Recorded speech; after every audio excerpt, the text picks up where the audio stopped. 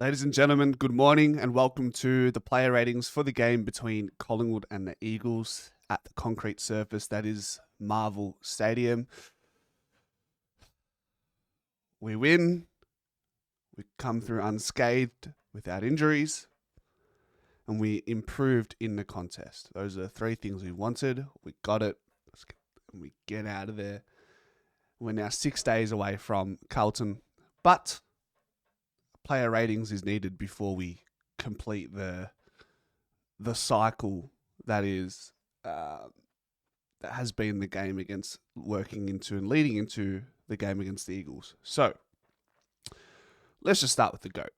My GOAT, Scott Pendlebury, 28 touches, kicked that goal in the end. He is breaking out of stoppages. Like, it looks like he's getting faster, which makes zero sense. And I don't want to make sense of it. If it means he plays longer and longer, I'm happy with it. He's trying to stay younger and younger. Look at his celebrations. He wants to be young at heart, and he is. How many inside 50s did he have? He had 10 inside 50s, 2 goal assists, 13 contested possessions. So that's a handy assist to improving our contest and clearance. That goes a long way. 8 score involvements, which is almost a game high behind a certain someone. So, and that goal, just to top it off in the end, give us that 29-point victory. Makes it sound a little bit prettier than maybe what it was. Pretty happy. Can't lie. I think that is a 8.5 for mine, for Scott Pendlebury. Loved everything about it. And while most of the team were really slow to get the engine heated, warmed up throughout the game, Pendles was pretty much, his Rolls Royce was ready to go from the first quarter, really. So yeah, 8.5 for Scotty Pendlebury. The next one I want to talk about is Jack Crisp, who spent about 25% of the game in the midfield, or at least at the centre bounce. And he had a monster contest game as well. He had 12 contested possessions. So I'm highlighting that because it's been such a big issue. Not even breaking even in the contest. We've been destroyed. I think in the end we were like plus 20 in the contest and plus 12 in clearances, which is good. It gives you some solace moving forward because you do want to at least break even in that realm. But he was good, Jack Crisp. I think he had, 29 touches. So that might be a season high. He's been asked to do more in the midfield against the Eagles. I'm just having a look here. Has he played much midfield? I mean, so he went from, I think it was that Freo Adelaide North period where he played a lot more midfield and had a really good run. And then a couple more players came back into the side, sort of went back down. It spiked at 35 last week and 24 this week. So, yeah, getting a good serving or dosage of old mate Crispy in the middle is maybe it is conducive to improving our contest game. It's just an idea.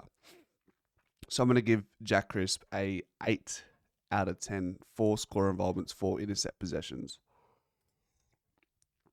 Who do I want to talk about next? I think McStay deserves some acknowledgement. He didn't kick a goal. He did not kick a goal. But he takes 4 contested marks for the game, which is a game high. He was a really important connector around the ground in the contest aerially. We had something like 16 contested marks for the game, which is pretty much double our season average. We had a bunch of marks inside 50 as well, which sort of broke our typical average as well there. So I thought McStay was really strong without kicking a goal. And I don't know, historically doesn't really dent the scoreboard so much, but it's what he does around the grounds, which is really important. 4 score involvements as well. Is there anything worth noting with Macca? Let's have a look here. many touches? He had 11 touches, so he found the footy. 3 clearances as well during his time in the ruck, and 4 tackles. So a really good game, and that's a game that you want to see from a player, because in the finals, when it gets a bit rough, you're going to need these aerial contests, and you're going to need someone to bail you out when you go long down the line. McStay's your bail out, and that's what he's done so well for the Pies this year. Without looking at how many goals he's kicked, I'm not so much concerned about that, because Tim Membry's getting lick of the ice cream, as to his Brody Myercheck. So, and then you got our small forwards. It was a real team effort yesterday. But with the rating for McStay, I want to give McStay an 8 out of 10. Really impressive. Really impressive.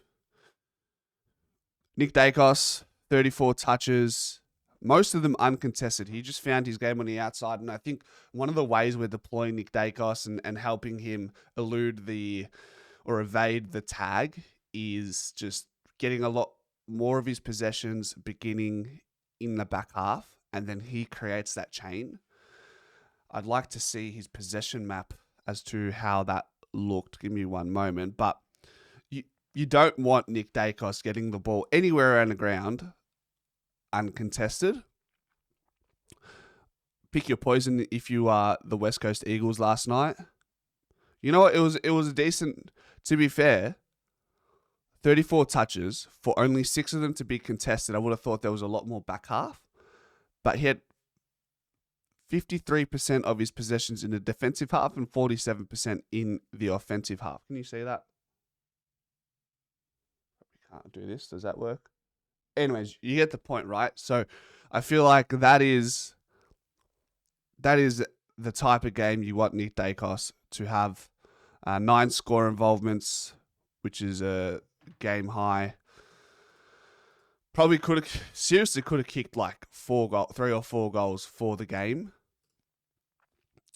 But he's just been a little bit wasteful in front of goal this year, I feel. So that's something we would like to see him work on. He's so classy. Maybe needs a couple more lessons in the forward line with his old man.